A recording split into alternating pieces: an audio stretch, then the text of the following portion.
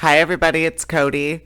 I'm back again with another story out of the Japanese fairy book today, and this one's called The Quarrel of the Monkey and the Crab.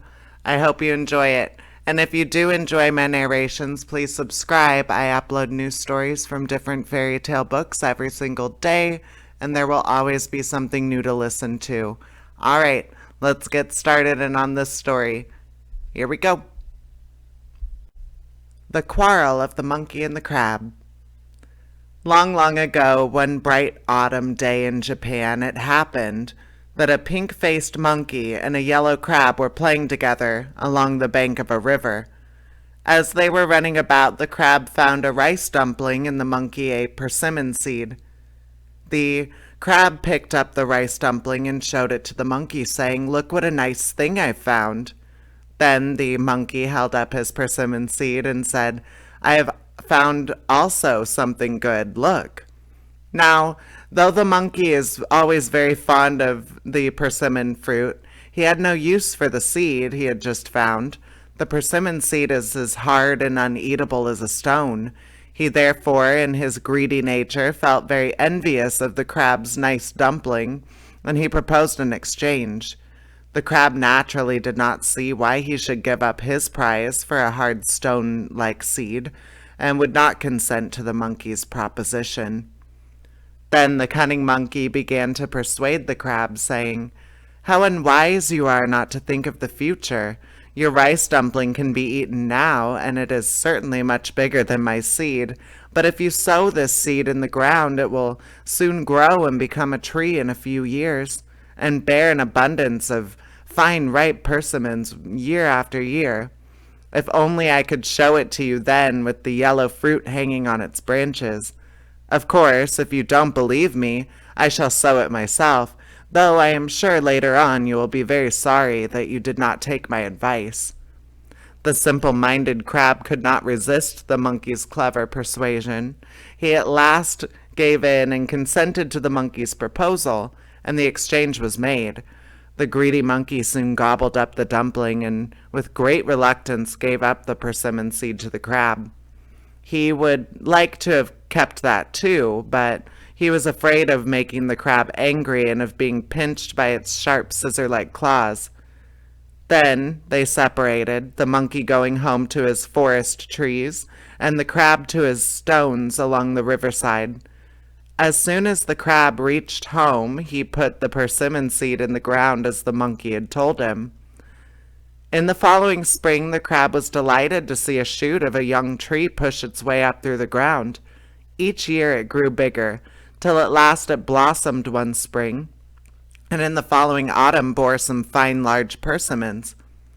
Among the broad, smooth green leaves, the fruit hung like golden balls, and as they ripened, they mellowed to a deep orange. It was the little crab's pleasure to go out day after day and sit in the sun and put out his long eyes in the same way as a snail puts out his horn, and watch the persimmons ripening to perfection. "How delicious they will be to eat," he said to himself. At last, one day, when he knew the persimmons must be quite ripe, and he wanted very much to taste one, he made several attempts to climb the tree, in the vain hope of reaching one of the beautiful persimmons hanging above him, but he failed each time, for a crab's legs are not made for climbing trees, but only for running along the ground and over stones, both of which he can do most cleverly. In his dilemma, he thought of his old playmate the monkey, who he knew could climb trees better than anyone else in the world. He determined to ask the monkey to help him and set out to find him. Running crab fashion up the stony river bank, over the pathways into the shadowy forest, the crab at last found the monkey taking a nap in his favorite pine tree, with his tail curled tight around a branch to prevent him from falling off in his dreams. He was soon wide awake, however, when he heard himself called and eagerly listened to what the crab told him. When he heard that the seed, which he had long ago exchanged for a rice dumpling, had grown into a tree and was now bearing good fruit, He was delighted, and he at once devised a cunning plan which would give him all the persimmons for himself. He consented to go with the crab to pick the fruit for him. When they both reached the spot, the monkey was astonished to see what a fine tree had sprung from the seed, and with what a number of ripe persimmons the branches were loaded.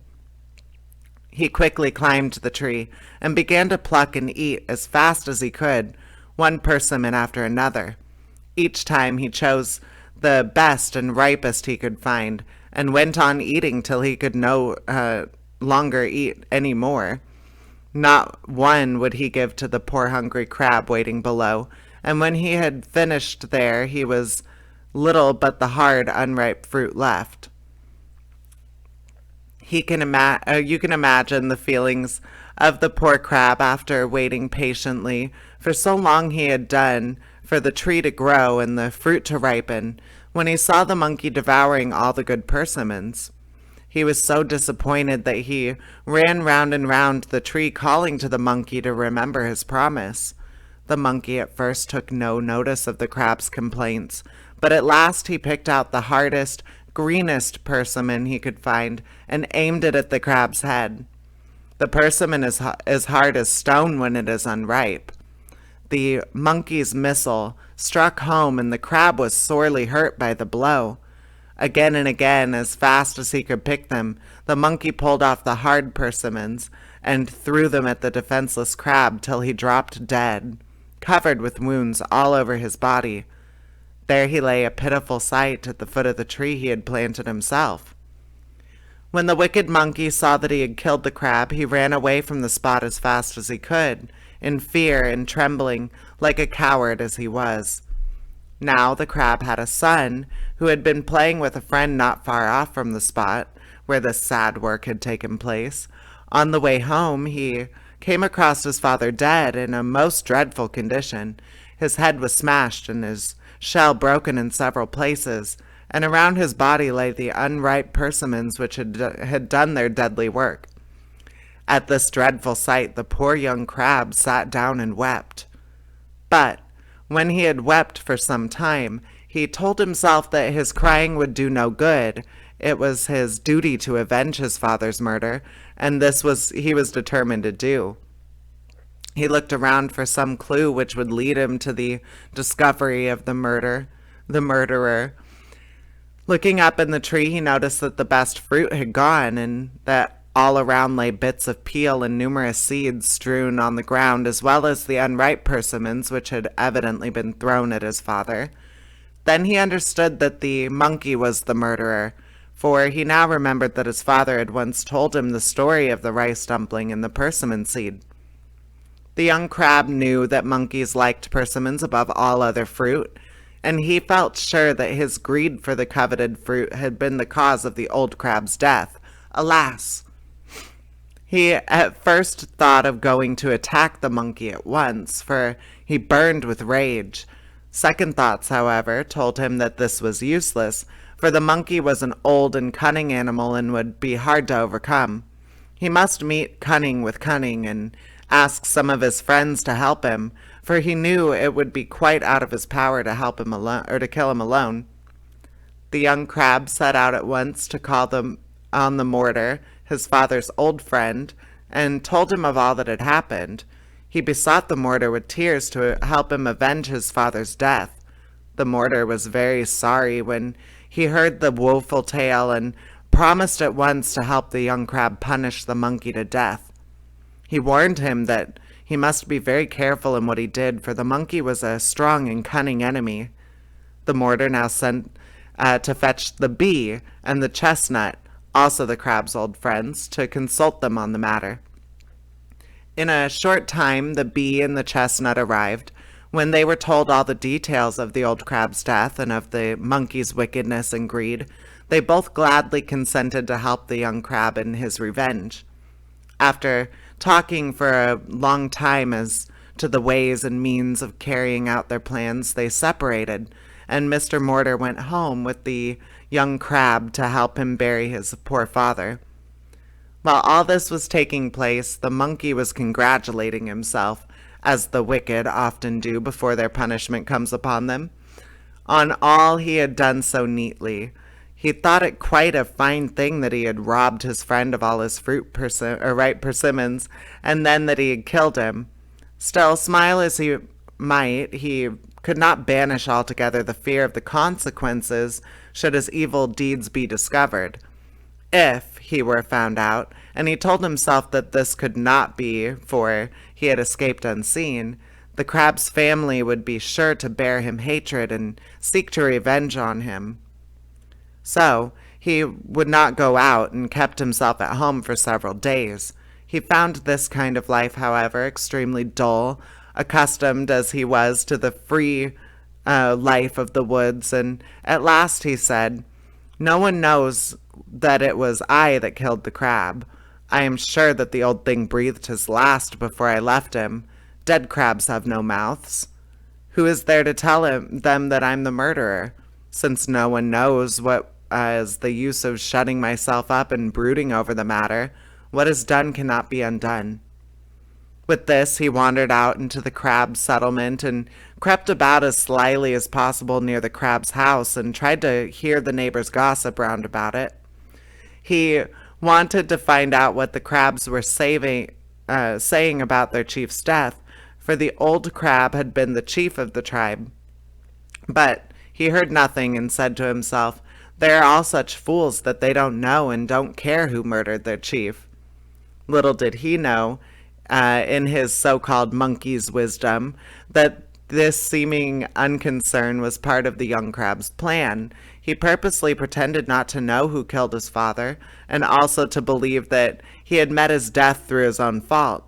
By this means, he could the better keep secret and revenge on the monkey, which he was meditating. So the monkey returned home from his walk quite content. He told himself he had nothing now to fear. One fine day, when the monkey was sitting at home, he was surprised by the appearance of a messenger from the young crab. While he was wondering what this might mean, the messenger bowed before him and said, "I have been sent by my master to inform you that his father died the other day in falling from a persimmon tree while trying to climb the tree after the fruit. This, being the 7th day, is the first anniversary after his death, and my master has prepared a little festival in his father's honor, and bids you to come to participate in it, as you were once one of his best friends. My master hopes you will honor his house with your kind visit." When the monkey heard these words, he rejoiced in his inmost heart, for all his fears of being suspected were now at rest. He could not guess that a plot had been set in motion against him. He pretended to be very surprised at the news of the crab's death and said, "I am indeed very sorry to hear of your chief's death. We were great friends, as you know. I remember that we once exchanged a rice dumpling for a persimmon seed. It grieves me much to think that the seed was in the end the cause of his death. I accept your kind invitation with many thanks. I shall be delighted to do honor to my poor old friend." And he screwed some false tears from his eyes. The messenger laughed inwardly and thought, "The wicked monkey is now dropping false tears, but within a short time he shall shed real ones." But aloud he thanked the monkey politely and went home. When he had gone, the wicked monkey laughed aloud with what he thought was the young crab's innocence, and without the least feeling began to look forward to the feast, to be held that day in honor of the dead crab, to which he had been invited. He exchanged his dress and set out solemnly to visit the young crab. He found all the members of the crab's family and his relatives waiting to receive and welcome him. As soon as the bows of meeting were over, they led him to a hall. Here the young chief mourner came to receive him. Expressions of condolences and thanks were exchanged between them, and then they all sat down to a luxurious feast and entertained the monkey as the guest of honor. The feast over, he was next invited to the tea ceremony room to drink a cup of tea. When the young crab had conducted the monkey to the tea room, he left him and retired. Time passed, and still he did not return. At last, the monkey became impatient. He said to himself, "This tea ceremony is always a very slow affair. I am tired of waiting so long. I am very thirsty after drinking so much sake at the dinner." He then approached the charcoal fireplace and began to pour out some hot water from the kettle boiling there, when something burst out from the ashes with a great pop and hit the monkey right in the neck. It was the chestnut, one of the crab's friends, who had hidden himself in the fireplace. The monkey, taken by surprise, jumped backward and then started to run out of the room. The bee, who was hiding outside the screens, now flew out and stung him on the cheek. The monkey was in great pain. His neck was burned by the chestnut, and his face badly stung by the bee. But he ran on screaming and chattering with rage. Now the stone mortar had hidden himself with several other stones on top of the crab's gate, and as the monkey ran underneath, the mortar and all fell down on top of the monkey's head. Was it possible for the monkey to bear the weight of the mortar falling on him from the top of the gate? He lay crushed and in great pain, quite unable to get up. As he lay there helpless, the young crab came up, and holding his great claw scissors over the monkey, he said, "Do you now remember that you murdered my father?" "Then you are my enemy," gasped the monkey brokenly.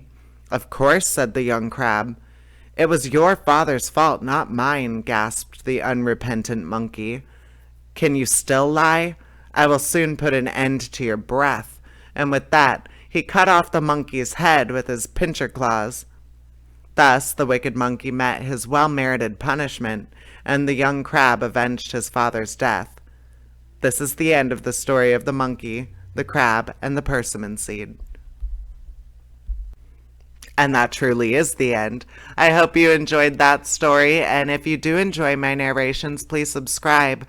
I upload new stories every single day from different fairy tale books, and you are more than welcome to join in and listen to some more of them. All right, take care, everybody. Bye-bye.